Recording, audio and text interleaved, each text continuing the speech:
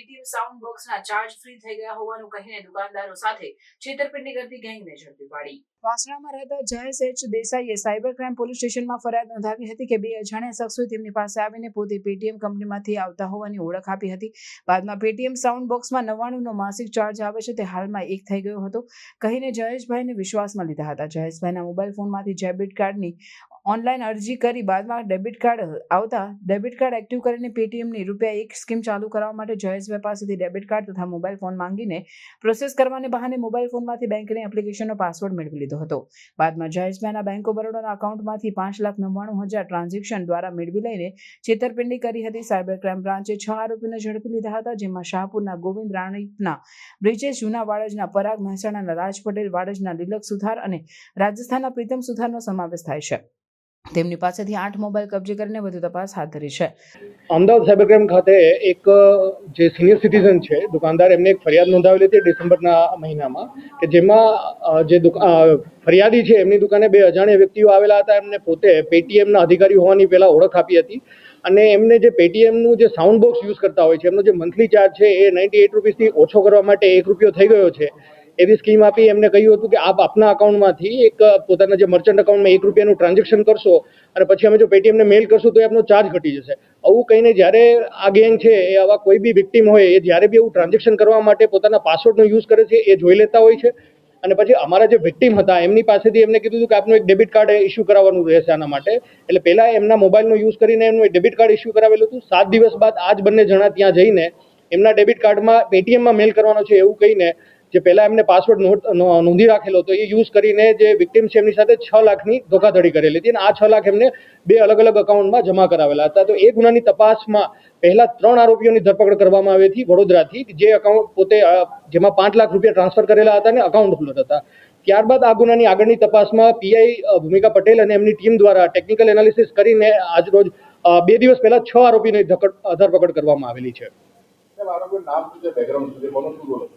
આ આરોપીઓ જે છે 6 ગેંગમાં જે મુખ્ય સૂત્રધાર છે એ બ્રિજેશ પટેલ છે. આ ઉપરાંત જે અન્ય 5 આરોપી છે એમાં એક ગોવિંદ ખટીક, એક છે રાજ પટેલ, એક પરાગ મિસ્ત્રી અને એક પ્રીતમ સુથાર અને એક દિલક સુથાર, એવી રીતના અલગ અલગ લોકો છે. અગર એમની મોડસ ઓપરેન્ડી જોઈએ તો જનરલી આ લોકો છે એ પેટીએમના જે બી દુકાનદારો હોય છે ગુજરાતના, અત્યાર સુધીની તપાસમાં આવ્યું છે ગુજરાતમાં અમદાવાદ ઉપરાંત 10થી વધારે શહેરોમાં જઈને એમને અલગ અલગ 500થી વધારે લોકો જોડે આ પ્રકારનું ફ્રોડ કર્યું છે. જેમાં એ દુકાનદારને પાસે જઈને પેટીએમમાં આવી જ રીતના સાઉન્ડ બોક્સના જે ચાર્જીસ છે એ ₹1 થઈ જશે અથવા તો ફ્રી થઈ જશે એ માટે ₹1નું ટ્રાન્ઝેક્શન કરવાનું કહેતા. જે ટાર્ગેટ કરતા દુકાનદારોને જનરલી આ લોકો પહેલા રેકી કરીને સિનિયર સિટીઝન અથવા તો કોઈ જે થોડા ઓછા ભણેલા હોય જેમને ડિજિટલ સાક્ષરતા નથી એવા લોકોનો ટાર્ગેટ કરતા. ₹1નું ટ્રાન્ઝેક્શન કરવાનું કંઈ એમનો પહેલા જે પાસવર્ડ મેળવી લેતા અને જે 2 લોકો ત્યાં જતા હતા અને બીજો વ્યક્તિ પછી એમના મોબાઈલમાંથી પેટીએમમાં મેલ કરવાનો છે એવી રીતના કહી અને એમના અકાઉન્ટમાં એમની જાણ બહાર પૈસા ટ્રાન્સફર કરી દેતા હતા અને ત્યારબાદ જે ટ્રાન્ઝેક્શનના મેસેજ હોય છે એ બી ડિલીટ કરી દેતા હતા. બીજું એક નવું આ ફ્રોડમાં ધ્યાને આવ્યું છે કે આ પર્ટિક્યુલર ગેંગ સૌપ્રથમ જે પૈસા વિક્ટીમને ટ્રાન્સફર કરવામાં આવે છે એમને ઇલીગલ ગેમિંગ અને બેટિંગ વેબસાઇટના અકાઉન્ટનો યુઝ કરતા હતા. તો એક વ્યક્તિ જે ઘરે ત્રીજો વ્યક્તિ એમનો સાથીદાર હોય છે એ ત્યાં એમને સાથે ફોનમાં કમ્યુનિકેટ કરે છે, જોવે છે કે વિક્ટીમના અકાઉન્ટમાં કેટલું બેલેન્સ છે, પછી જેટલું ટ્રાન્સફર કરવાનું હોય છે. આ ઇલીગલ અને બેટિંગ ગેમિંગ એપ છે એમાં અલગ અલગ અકાઉન્ટો અવેલેબલ હોય છે. એટલે જે અકાઉન્ટ અવેલેબલ હોય એમાં વિક્ટીમના પૈસાથી રિચાર્જ કરી દે છે અને પછી એ બેટિંગ વેબસાઇટ ઉપર થોડી બેટિંગ કરીને પોતાના ડમી અકાઉન્ટમાં આ પૈસા વિડ્રો કરી લેતા હતા. જે મુખ્ય સૂત્રધાર છે બ્રિજેશ પટેલ અને એના અન્ય 2 સહ આરોપીઓ દિલક સુથાર અને પ્રીતમ સુથાર, આ 3 જણા પહેલા પેટીએમમાં કામ કરી ચૂકેલા છે. જે મુખ્ય આરોપી બ્રિજેશ પટેલ પેટીએમમાં બી પહેલા આવી ગેરરીતિ આચરેલ છે એટલે એમને પેટીએમમાંથી બરતરફ કરવામાં આવેલા હતા અને ત્યારબાદ એમને આ 2 લોકો અને અન્ય 3 લોકોને પોતાની સાથે મેળવીને એક પોતાની ગેંગ બનાવી હતી અને પછી આવી રીતના કરી અને અત્યાર સુધીમાં 1 કરોડથી વધારેની છેતરપિંડી આચરી છે. જે મુખ્ય સૂત્રધાર બ્રિજેશ પટેલ છે 2022ના મધ્યથી આ કામગીરી કરે છે અને બીજા જે આરોપીઓ છે અલગ અલગ ટાઈમે 2023 ને 24માં આ ગેંગને જોઈન કરેલી છે. આરોપીઓ છે તેઓ અમદાવાદ અને અલગ અલગ શહેરોમાં આ રીતે ફરતા હતા. તો વેપારીઓને ખાસ ધ્યાન રાખવાની જરૂર છે કારણ કે વેપારી પણ લાલચમાં આવીને પોતાનો મોબાઈલ આપી દે છે. આ જે કામ છે આમાં લાલચ કરતા એક એમનું ઇગ્નોરન્સ કે છે, તો સૌથી પહેલી કાર એ રાખવી જોઈએ કોઈ બી આવી રીતના અજાણી વ્યક્તિ આપની પાસે આવે છે, એ કોઈ બેંકના એક્ઝિક્યુટિવ યા તો કોઈ પેટીએમ જેવી કંપનીમાં પોતે અધિકૃત અધિકારી છે એવી રીતના ઓળખ આપે તો સૌથી પહેલા એમની પાસેથી ઓળખપત્ર મેળવવાનો આગ્રહ રાખવો જોઈએ. ત્યારબાદ અગર આપ કોઈ એવી રીતના ટ્રાન્ઝેક્શન કરો છો તો આપના બેન્કિંગ આઈડી, પાસવર્ડ અથવા તો જે મોબાઈલ એપ્લિકેશન છે બેંકની એમનો જે પાસવર્ડ છે કોઈ બી અજાણી વ્યક્તિ કે સીસીટીવીની સામે યુઝ ન કરવો જોઈએ. ત્રીજી જે કાળજી છે કે આવી કોઈ અજાણી વ્યક્તિને આપનો મોબાઈલ યુઝ કરવા ન આપવો જોઈએ. અગર કોઈ કારણથી આપ કોઈ અજાણી વ્યક્તિને આપનો મોબાઈલ યુઝ કરવા આપો છો તો એ શું ગતિવિધિ કરી રહ્યા છે આપને મોબાઈલમાં એ જરૂર ચેક કરો. ચોથી કાળજી છે આપના નેટ બેન્કિંગ આઈડી, પાસવર્ડ કે મોબાઈલના જે એપ્લિકેશનના પાસવર્ડ છે એ સ્ટ્રોંગ રાખો અને નિયમિતપણે એને ચેન્જ કરતા રહો. અને સૌથી ઇમ્પોર્ટન્ટ, જો આપની સાથે એવું કોઈ ફ્રોડ થયાનું આપને જાણમાં આવે તો તરત જ 1930 ઉપર કોલ કરો. આરોપીઓનો બેકગ્રાઉન્ડ કેટલું ભણેલા છે અને કઈ રીતે સાયબર ક્રાઇમ આ આરોપી સુધી પહોંચી? જે આરોપીઓનું અગર બેકગ્રાઉન્ડ જોઈએ તો આમાં અત્યાર સુધીમાં જે 9 આરોપીઓ છે તો એમાં અમુક લોકો ગ્રેજ્યુએશન કરેલું છે, ઘણા લોકો 10 પાસ કરીને આઈઆઈટી કરેલું છે, આઈટીઆઈ કરેલું છે.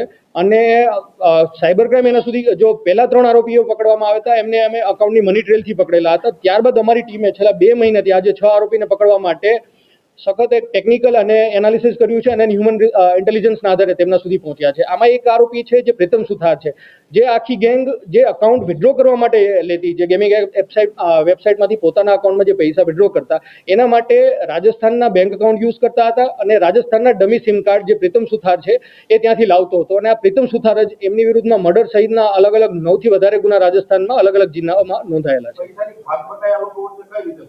અત્યાર સુધીની તપાસમાં એ સામે આવ્યું છે કે જે અકાઉન્ટ હોલ્ડર હોય છે કે જેમની પાસે આ લોકો અકાઉન્ટ મેળવે છે એમને 30% આ કમિશન આપતા હતા અને બાકીના જે પૈસા આવતા હોય છે એ અંદરની પોતાની જે ટીમ ત્યાં વિઝિટ કરવા જાય છે, બ્રિજેશ પટેલ સૌથી વધારે સ્ટેક રાખતો હતો અને બીજા લોકો જે ત્યાં વિઝિટ કરવા જાય 6 માંથી 5 લોકો એવા હતા કે જે અલગ અલગ દુકાન વિઝિટ કરેલા છે. તો એ ભાગ છે એમની વચ્ચે કરતા હતા. ટાર્ગેટ કેમ કે આમાંથી 3 આરોપીઓ એવા છે કે જેમને પોતે પહેલા પેટીએમમાં જોબ કરેલી છે સેલ્સ એક્ઝિક્યુટિવ તરીકે. એટલે મેં પહેલા બી કહ્યું આ લોકો પહેલા રેકી કરે છે અલગ અલગ જગ્યામાં, જે સિટીને ટાર્ગેટ કરવાનો છે ત્યાં જોવે છે કે કેટલા લોકોના પેટીએમના સાઉન્ડ બોક્સ યુઝ કરે છે. એમાંથી જનરલી સિનિયર સિટીઝન અને જેને ડિજિટલ સાક્ષરતા ઓછી હોય એવા લોકોને ટાર્ગેટ કરતા હતા.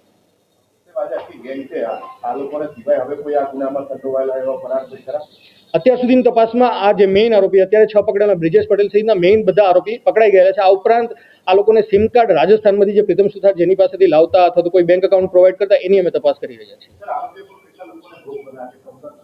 અત્યાર સુધીની તપાસમાં જે સિટીનું નામ અમે પ્રેસ નોટમાં આપેલા છે 10 થી વધારે સિટીમાં 500 થી વધારે લોકોને છેલ્લા 2.5 વર્ષમાં એમને ભોગ બનાવેલા.